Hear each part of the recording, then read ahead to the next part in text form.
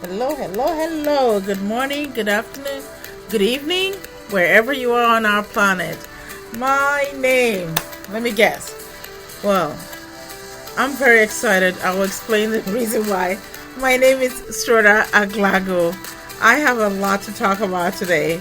One of which is that today's my birthday and I am so stoked. I'm very excited, extremely excited because I got so many great phone calls from my family and friends wishing me happy birthday. My nieces sang happy birthday to me. They sent me a happy birthday video. And okay, I gotta say, I'm a crybaby. When I get moved with something, I can't hold it in. The tears just come. I'm like, tear jerkers are my thing. I would watch or listen and it just keeps flowing. So today has been an amazing day. I thank my entire family and friends that called and wished me well. Honestly, I think this is the best birthday I've ever had in my entire life. Wow. I still have some more ice cream cake left. I guess tomorrow I really have to hit that walk and walk a little longer to get rid of the cake. Thank you for my wonderful co-worker, Akosia. You are a gem. Thank you for the birthday cake, the balloon, and the cards. You are a godsend, and I am grateful to have you in my life too. And of course, thank you for my great friend Lauren Davenport. Thank you for Lauren Wuta. You guys are amazing. You've been my backbone, and I just can't. And my goodness, the names go on. Marie, Louise, Kofi, thank you. Gosh, Julie Messe, thank you. I love you. I love all of you. And family, I can't name everybody, but I gotta go on with the show, but thank you. I love all of you for your love, support, and care. And for my brother, we'll talk. Anyways, but thank you all. And thanks to my nieces and nephews that sent the great birthday. Nothing better than receiving love from your family. That's just a wonderful blessing. Today's topic is very interesting. I thought I would talk about something very important. It's been coming out to me for quite a while, and I thought we should talk about it. But before I go on, thanks for joining me on Love, Forgive, Live podcast. I sometimes get very excited and I jump into things without introducing the topic or the name of the podcast. So today I'm going to try and be a little more productive or constructive in for following a sequence. Thanks for being patient with me because I'm a mess. I always do this. Today's topic is this. Every time you're confronted by a difficult situation, there are things that you should always keep in mind because that will make a difference as to how you overcome the situation or don't. Keeping these things that I'm going to discuss in mind would allow you to go through the situation and survive it, or you don't. Because everything, there's always a choice. I hear people telling me all the time, Stroda, I just get confronted with these things. I don't have a choice. I just have to go with it. And I'm like, well, go with it on what point? Because I always ask for clarification. And sometimes people get offended with me asking questions, but here's the thing. I ask questions for clarification, for me to understand better what the situation you're dealing with or how to address it. So when I ask questions, I'm not being coy and I'm not trying to be smart with you. What I'm trying to do is get an understanding of where you're coming from and what is behind the person saying, they don't have a choice. First of all, I want everybody to understand this. We always have a choice. We always have a choice when we are faced with difficulties, when we are faced with adversity. You can choose to let the difficulty do you in, or you can choose to seek solutions. You can choose to find out, is there any ways we can remedy the situation, or I can remedy the situation? Because doing that will open your mind for possibilities of maybe seeing a solution. But if you become one that is bogged down by the problem or the situation or the difficult situation, what you end up doing is this. I'm not kidding. You close the door for any possibility of seeking a solution, an understanding as to how to maybe approach it, or even believing that it can be survivable. Too often people get stumped by the difficult situation they're in. And when they get stumped, they give up. Here's the thing. Giving up is never an option. I don't care who you are. Giving up is not an option. Even if in the past you've given up on everything that comes at you, it is important to recognize that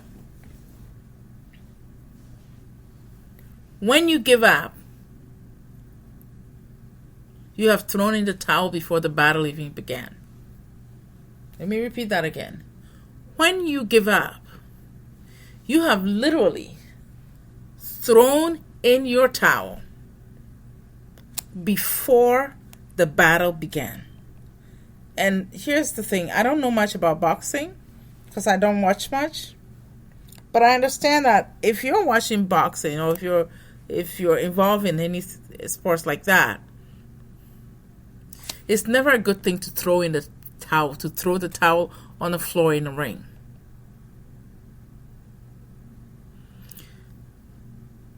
Because when you do so, it's literally throwing the fight. And that's not cool. It's the same way you do with your problems or a situation that comes at you. Learn to understand that when you stand in that ring to go through the rounds, some fights, I think some of them maybe 3 or 4 or more rounds. Like I said, I'm not an expert in boxing.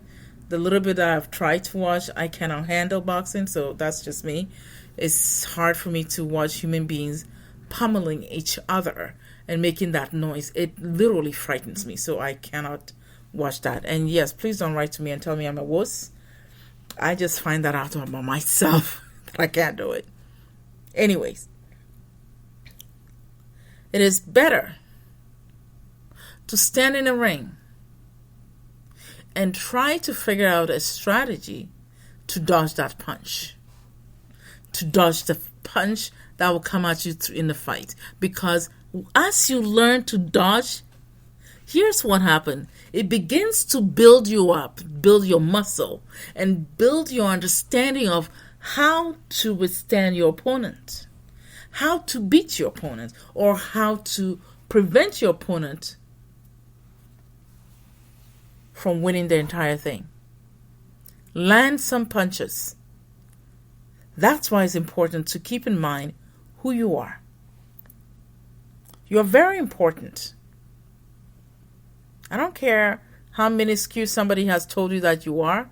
I don't care somebody telling you that you have no power, or you have no strength, you have no voice, you have no staying presence, you have nothing. It means nothing, because guess what? They're not your creator.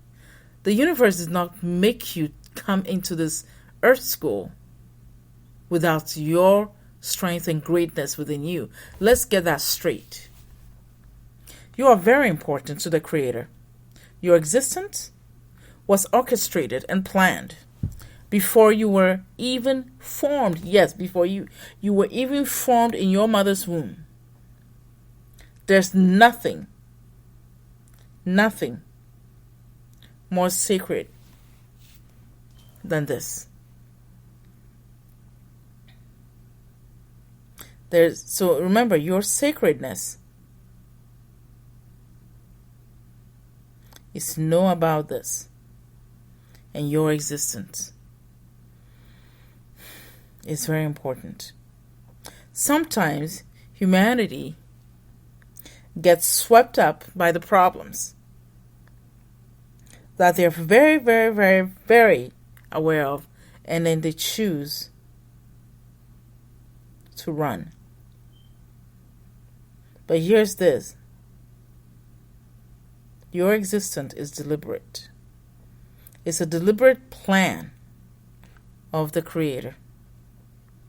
You see, the universe has need of you. Yes. In spite of what somebody may tell you, the universe has need of you.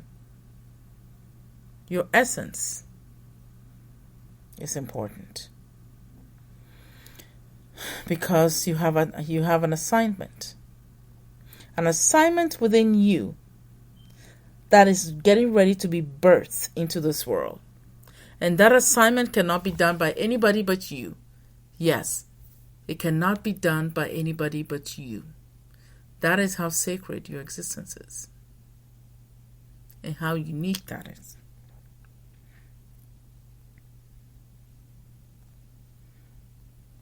As brothers and sisters, or my brothers and sisters, you are not here. Absolutely not. You are not here at this present time, in this time space, in this planet, by chance. You're here for a very special purpose. And only you can do that. You can see that. Nobody can name it for you. Nobody can come and say, oh, I know what it is.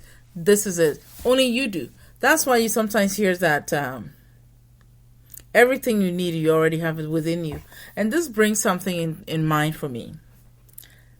Does anybody remember that line in Superman, when Superman was a baby and was put in the capsule on this vessel where he had to travel light years away to get to planet Earth? And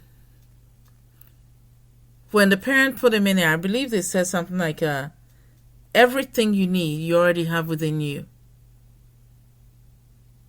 Think about that. Even though it says Superman is an analogy, but that analogy is actually about humanity. It's about you and me. They put it in a context so we can think it's a fictional story, but it goes back to the same thing. We as humans know only this message. The hero is you. That Superman is all of us, because we all have the greatness within us. And all that we need is that.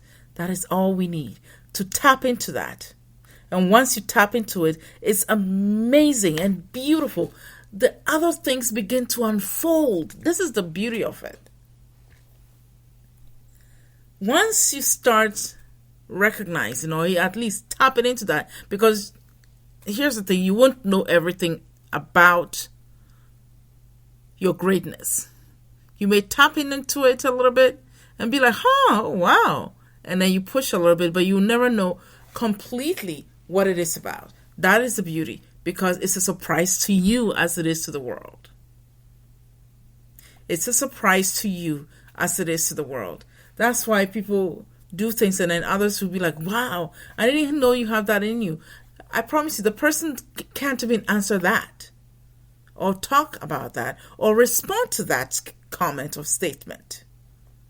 They could be like, yeah, it's been amazing. I didn't even realize I was going to be doing that.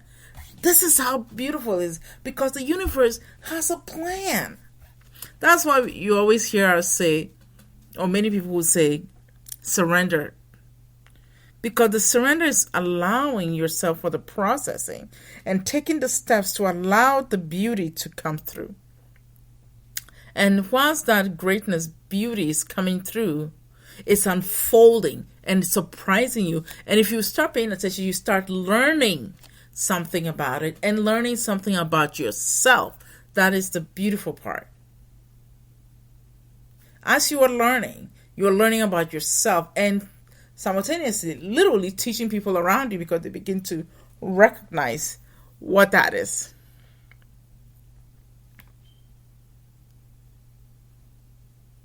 So we all have something powerful to contribute to this world, to the greater plan of the Creator. And I always say we are creating a beautiful tapestry. So every single one of us, now however little you may think you feel or are, I call that a misplaced humility. When we literally sit back and say, oh, I'm nothing. Let me explain this. You are something.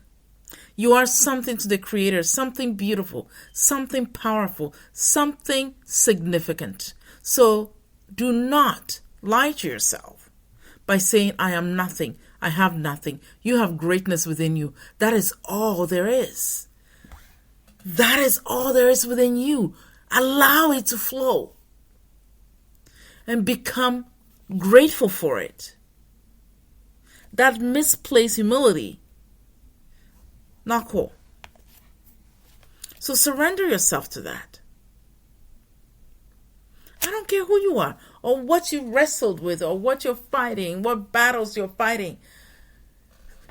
That greatness is going to be built through you. So when you step in that ring, understand that each battle, each pain, each struggle, each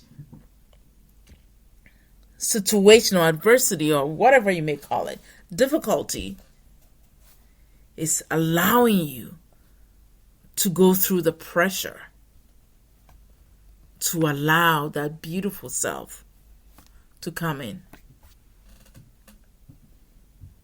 Let me read you this passage.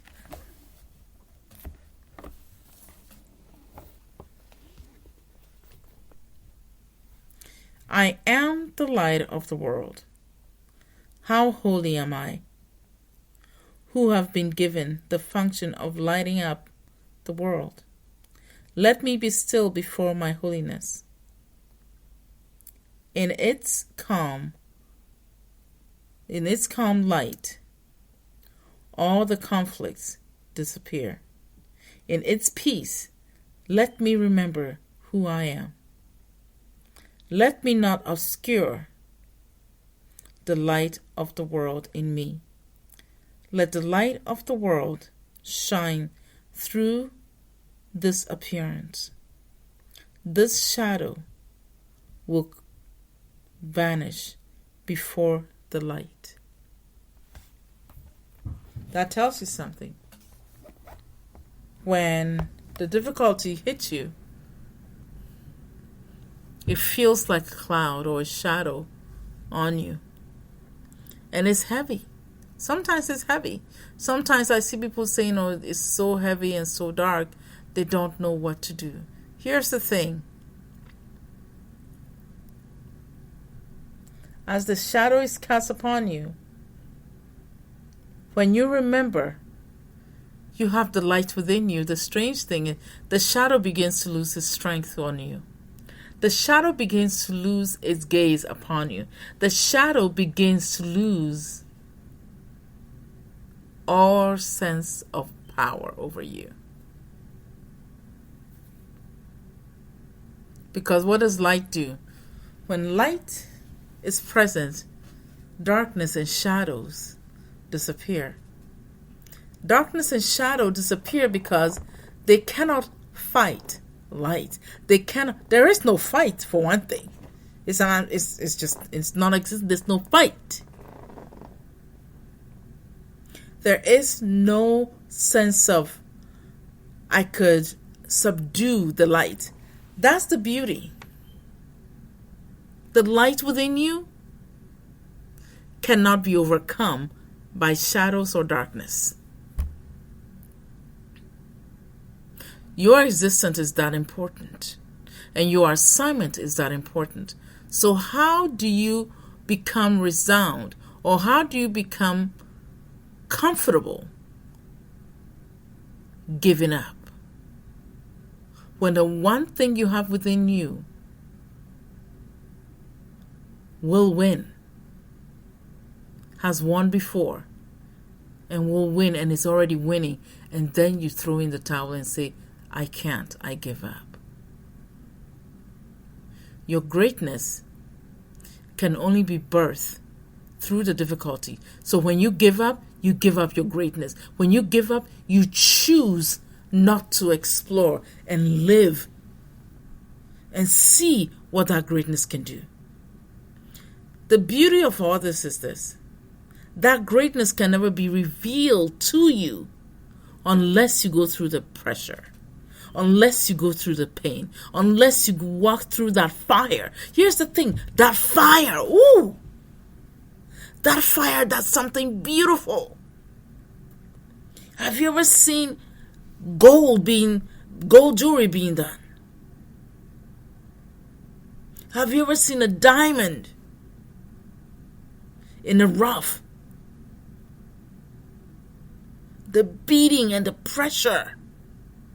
How do you expect to shine so bright as the light within you if you don't want to go through the pressure? It's unavoidable. We cannot run. We cannot trade it in for someone, and we cannot ask somebody to take it on for us. That is the other thing. You cannot ask somebody to take up the pressing or the pressure and the beating or the fire for you that you get to shine.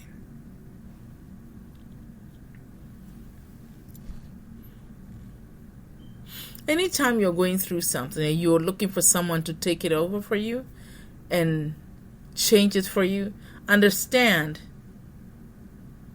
you're just fooling yourself. That is illusion. That's not real, because it doesn't work that way. Your strength will come, and you will never know if you have the strength unless you start taking on the pressing and the pressure.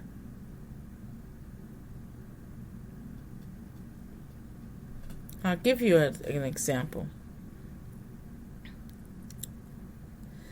I recall when I was going to college, and I didn't believe that I could pass any of my classes because I really didn't believe it. I was so done. And I went to school. I remember U of R. I went there, and then I saw so many students. I thought I was smart. Yes, honestly, I thought I was smart. But then I went to school, and there were lots of kids. One of the lecture hall, we must have had about maybe 200 students, I don't know.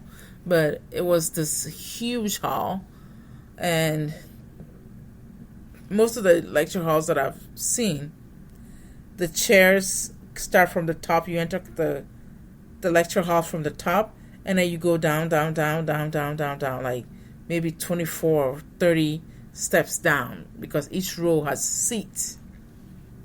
And then the professor is down with this big board behind him, and he's got a podium, and then he's standing up there. And knowing me, I get distracted easily, so I always sit in the front. I don't sit at the back. And I always wanted to sit in the front. So when I sit in the front, I have nobody distracting me because I'm right there in front of the professor, and I can listen and focus. But I recognize that if I sit in the middle or in the back, I'm toast. I'll get distracted. I'll be talking to people, trying to hold a conversation, doing things, and really not paying attention, and that's not cool for me. But then I recognized one time a professor was teaching, and I didn't get it. And I was so confused. Oh my gosh. I was so confused. I would leave the class crying. And then one day I called the department, and I told them I wanted to talk to one of the PA, professor's assistants, or the TA, teacher's assistants. So I went to see the assistants. And she said, what seems to be the problem? Do you need tutoring? And I was like, well, I'm not sure if I need tutoring. I want to quit the class.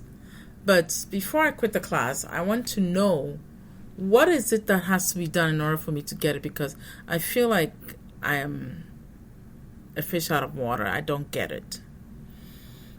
And she said, wow, that's a tough way to describe this class. It's really, she said, a fish, you feel like a fish out of water? And I was like, yeah, it's really hard. I don't see how I could get it because I'm not getting it. And she said, what is it about this class that you're not getting? And I was like, well, that doesn't make sense to me. If I try to take the notes, it doesn't make sense. And then when I go home and I read it, I don't get it. I just don't get it.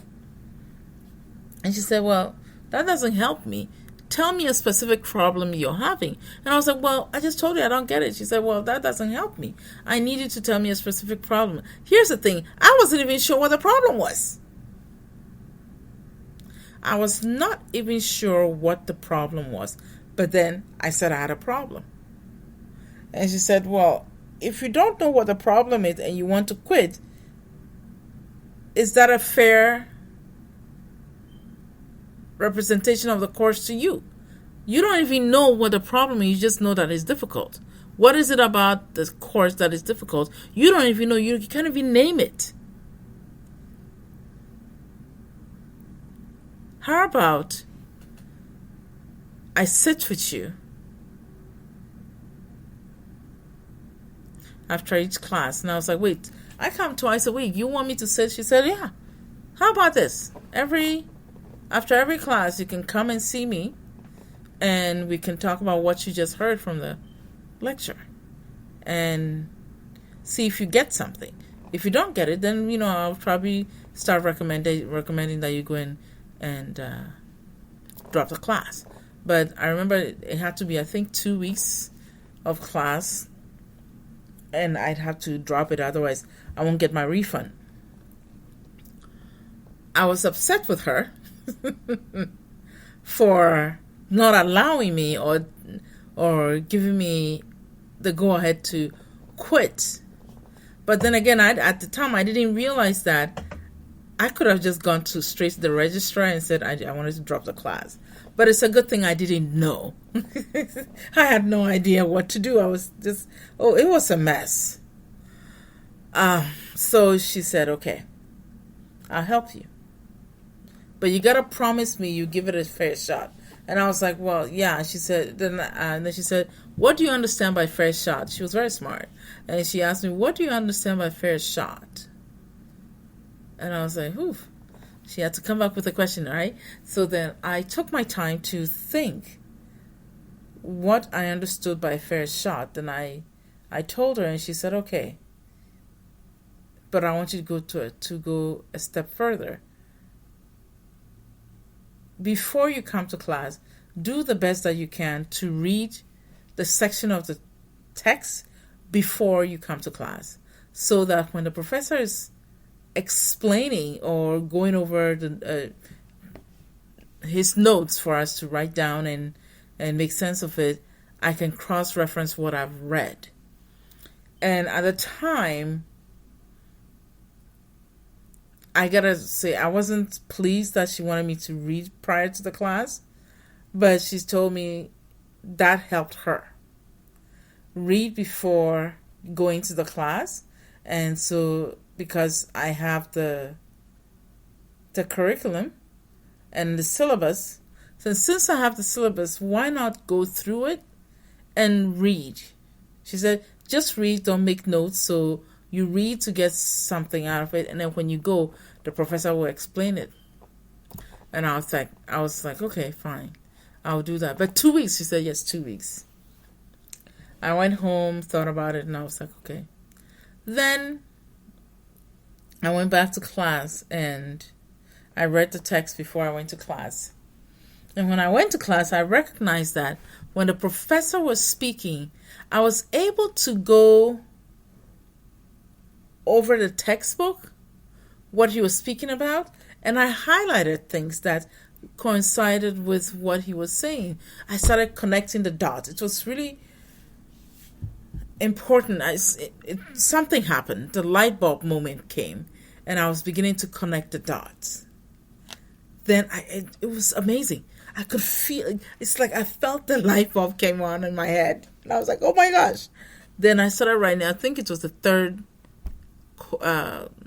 third class when I started getting this, and I wrote everything down and went home, browsed the text a bit, and then rewrote my note that the professor had given in class.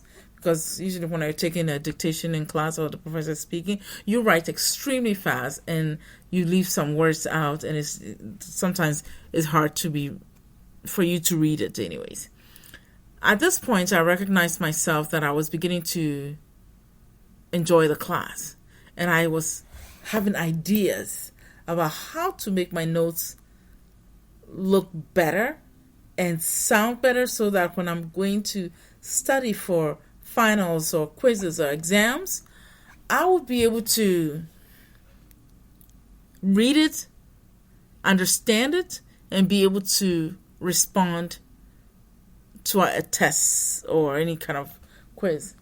And it shocked me because I didn't realize that I had the capability to pay that much attention to something. Read it, take the notes in class, try and cross-reference it to the textbook, and then rewrite it, because I rewrote all my notes for one reason. When I rewrote it, it committed most of the concept to memory. The writing has a way of allowing your brain remember things.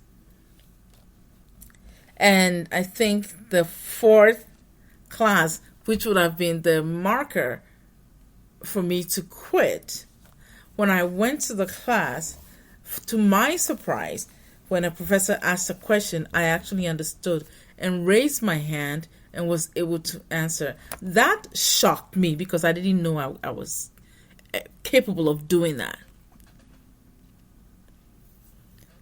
That was a turning point for me in that class. And I stuck to it and completed the class.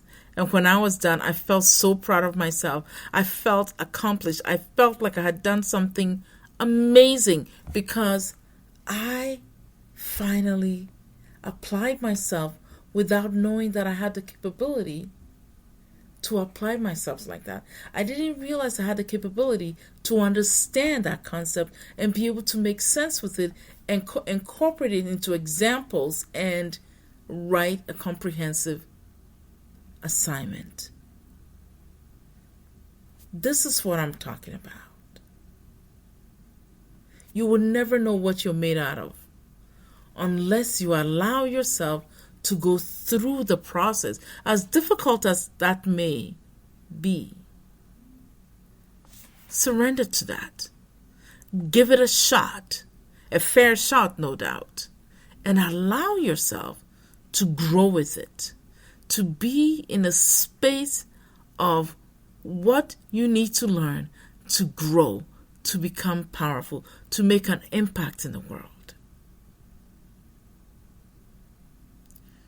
Your presence in the world matters.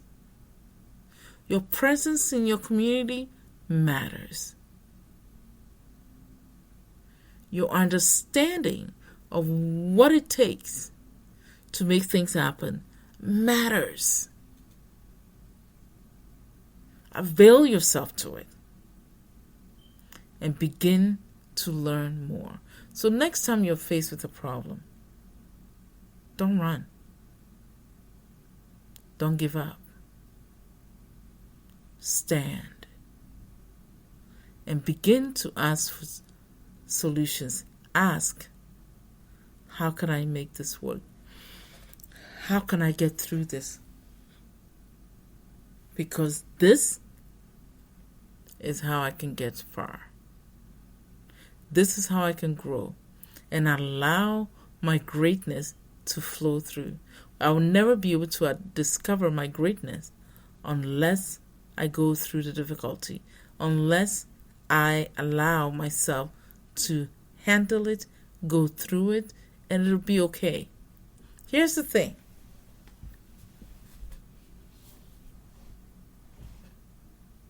You cannot grow your resilience muscle without actually going through something. So next time you're seeing the difficult times or situations coming at you, say thank you. Thank you for the opportunities that I'm going to have to grow. Thank you for the opportunity to learn something. Thank you for this opportunity to become something greater than I ever thought I could ever be. Thank you for the lesson. Thank you for the pressing, because now I'm beginning to shine even brighter than I could ever imagined. Instead of complaining and saying, why me? Why me? This is not fair. This is not this. Maybe, just maybe, think about being grateful. Gratitude can take you a long way. Because the why me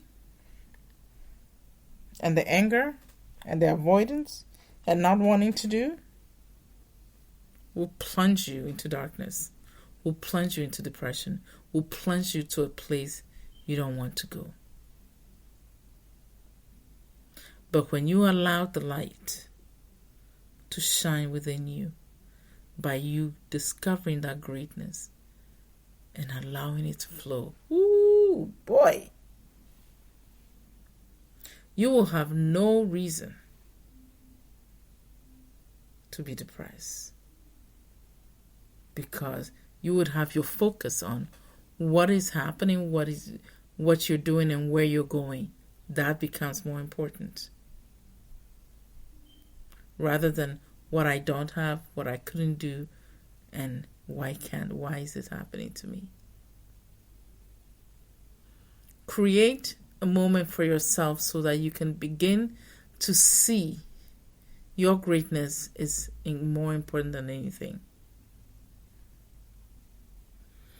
Knowing this makes you realize that you are truly uniquely made.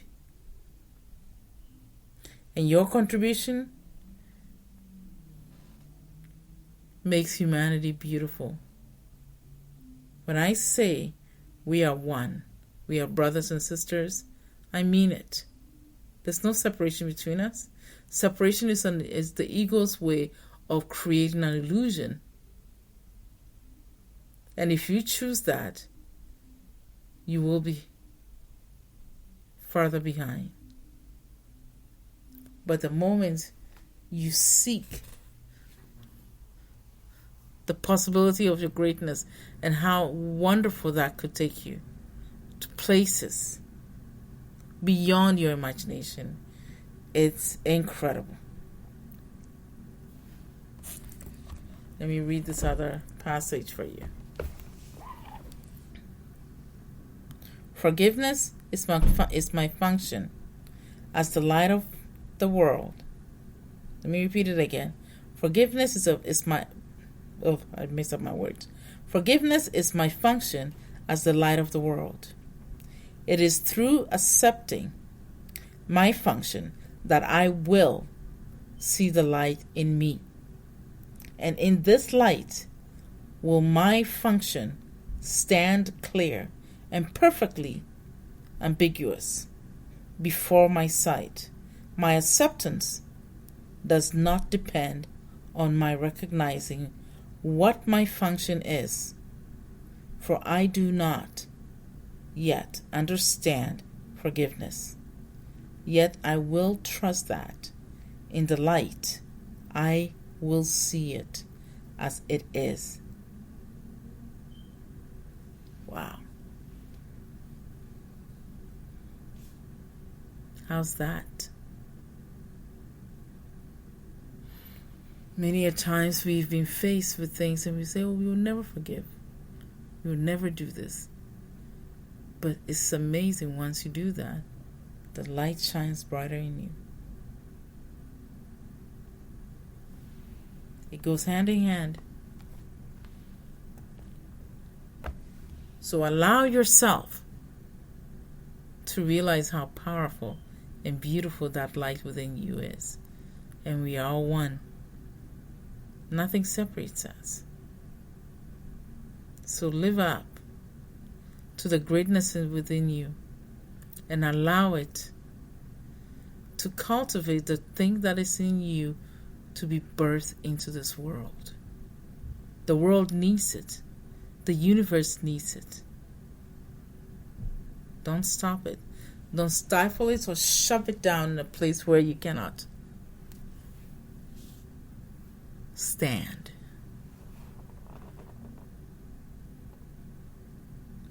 Be part of the deliberate plan. Go with it and allow the peace of the greatness unfold within you. And if it unfolds, be grateful and enjoy the ride. Allow yourself to learn it, allow yourself to enjoy it, and allow yourself to make it work. It's powerful. Thank you so much for joining me. My name is Sroda Aglago.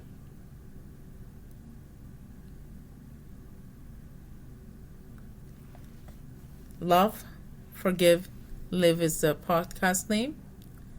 Those of you who want to follow us on YouTube or listen on YouTube, this gets uploaded on YouTube, iHeartRadio, Apple Podcasts, Amazon Podcasts, and I believe we are on Twitter by the same name, Love, Forgive, Live. I look forward to talking to you next Sunday. Have an amazing week. And those who want to write to me or ask questions or have something for me to address or a topic you want me to address, let me give you the address or the email address. It's love, L-U-V, the number 4, give, G-I-V-E, live, L-I-V-E, at gmail.com. Once again, is love, forgive, live at gmail.com. You can always write to me, like I said, ask questions, or if there's a topic you want me to address, please do share it. I will be certain to address it for you. I look forward, like I said, on Sunday to talk to you and then share whatever information I have or whatever knowledge or idea or inspiration or empowerment message for us to use and live by. Anyways, it's important you take care of yourself and don't cut yourself short. You can get through anything. And I promise you, each step, when you decide to go through it, the universe will give you the capability and what you need to get through it. Nothing can stop it. And as far as I'm concerned, there's nothing greater. Thank you again. Take care. Love you all. And I can't wait to talk to you again next week.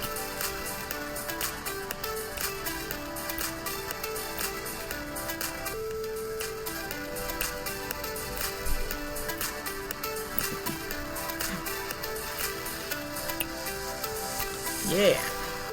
Oh, by the way, please do check the live streams that we have on Facebook too, so you can learn more about the stuff that we talk about on the live stream. All right. Have an amazing week again.